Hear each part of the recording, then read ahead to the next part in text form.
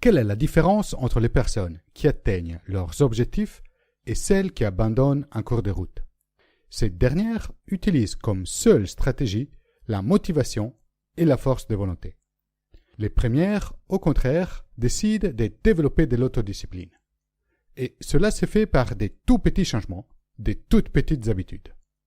Et leurs résultats sont la conséquence naturelle des routines quotidiennes efficaces, qui concernent les basiques, qui leur permettent de se sentir bien dans leur corps, leur tête et leur esprit, et dans leur choix de gestion du temps. Mind Parachutes. À chaque idée, des nouveaux horizons. 41 habitudes d'autodiscipline de Peter Hollins.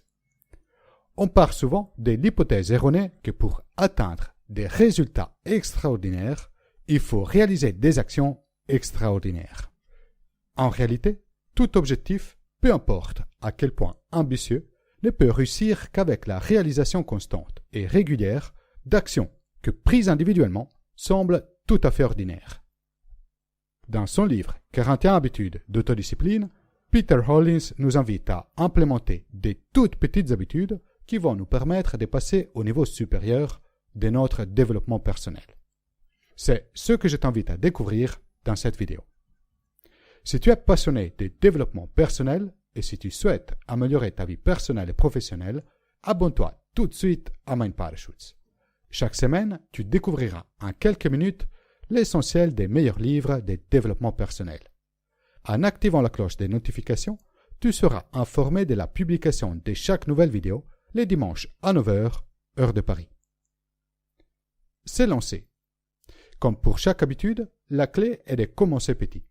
Si on regarde tous les chemins que nous reste à parcourir et tout le travail que nous devons réaliser, il est assez normal de se sentir intimidé.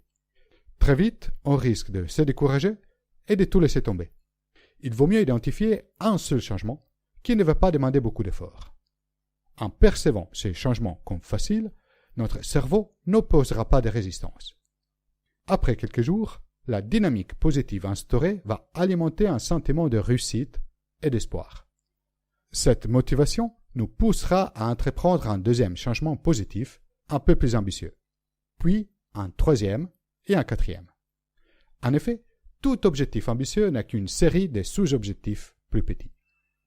Voici 2 conseils qui vont te permettre de maintenir la dynamique positive dans la durée. Choisir les bons jours pour se lancer. Les jours qui assurent les meilleurs résultats, d'après les statistiques, ce sont ceux qui représentent symboliquement un nouveau départ.